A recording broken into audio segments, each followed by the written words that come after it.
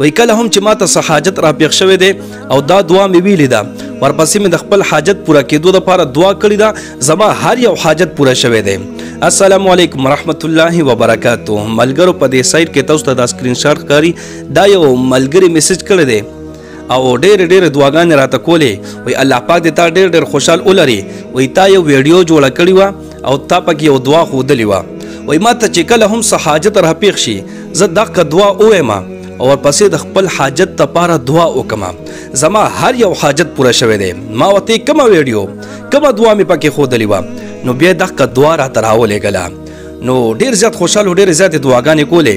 نو ما ویل راشي چې تاسو ته هم زه دغه دعا وښیم که نور سني دعاګانې خو به راته وکړئ انشاءالله که نه ښه کوئ به انشاءالله دعاګانې که نه نو دغه دعا درته ښایم طریقې هم درته ښایم چې تاسو ته څه حاجت او یا تاسو وایئ چې زما د دعا قبوله شي نو دغه دعا ترې نه مخکې وایئ په دې طریقې سره زه چې کومه تاسو ته ښیم ورپسې تاسو د خپل مقصد دپاره د خپل حاجت دپاره دعا کوئ انشاءالله هر مقصد به مو پوره کیږي هره دعا به انشاءالله ستاسو قبلیږي ښه. نو دعا چې ده زما عزتمندو دې دعا ته ویلی شي د حضرت یعقوب علیه السلام دعا.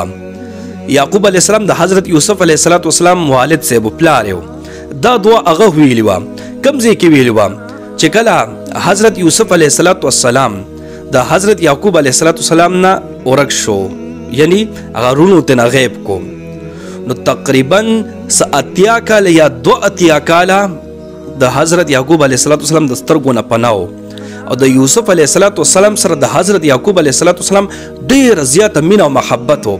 نو حضرت یعقوب علیه السلام ورپسې ډېر بې انتها جاړل هر ټایم به جړل سترګو نه به اوښکې روانې وې دا نظر ورپسې ختم شو نظر یې لاړو زما عزتمندو. قرآن کې الله تعالی فرمایي وابیضت عیناه من الحزن د غم د وجې نه دا سترګې سپینې شوې نظر یې لاړو. نو دعاګانې به یې ډېرې زیاتې کولې یو ځل په دې الفاظو سره دعا وغواړئ دا کوم چې زه تاسو ته ښیم دی ویلې یا کثیر الخیر و یا دائم المعروف.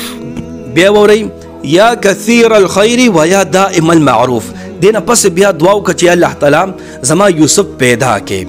نو الله رب العزت طرف نه ورته وحی راله چې ای یعقوب تا خو زه نن په داسې الفاظو سره راوبللم او داسې الفاظو سره د ما نه دعا وکړه اوس خو ستا یوسف علیه السلام صرف اورک دی که چېرې دا یوسف علیه السلام وفات هم وی که نه بیا به مې مدله دغه یوسف علیه السلام پیدا کړو او ستا دعا به مې قبوله کړې وه ځکه چې تا زه په ډېر عجیبه الفاظو سره راوبللم. زما عزتمندو دا دعا ده یا کثیر الخیر و یا دائم المعروف. ښه اوس طریقې څنګه ده تاسو چې کله هم دعا غواړئ داسې به ووایئ یا کثیر الخیر و یا دائم المعروف یا کثیر الخیر و یا دائم المعروف زما پلان کې حاجت پوره کړي یا کثیر الخیر و یا دائم المعروف ما ته نوکری ملو کې یا کثیر الخیر و یا دائم المعروف ما ته کل رشتہ نصیب کې یا کثیر الخیر و یا دائم المعروف ما ته نیکمل اولاد راکې چې څه قسمه حاجت استاسو څه قسمه دعا تاسو غواړئ اول به ترې نه دا الفاظ ووایئ یا کثیر الخیر و یا دائم المعروف زما فلان کې حاجت پوره کې زما فلان کې دعا قبوله کې. نو دا دعا د زما عزتمندو دغه ملګري میسج کړو بس ما وی چې راشئ یو وړه شانتې ویډیو پې درته جوړه کړم او دا دعا هم درته وښیم چې څنګه دې ملګري دعاګانې کړي دي. نو امید دی چې انشاءالله اول به تاسو په دې باندې عمل کوئ دا دعا به زده کوئ او نور مسلمانانو ته بیا رسوئ او تاسو به مراته انشاءالله دعاګانې کوئ. ټیک شوه ویډیو د ثواب په نیت باندې ډېره شیر کوئ چې ټول مسلمانانو ته ورسیږي او تاسو ته دعاګانې کوئ. الله رب العزت مو خوشحاله باد ساته دعاګانې کوئ دعاګانې به کوو. الله په امان.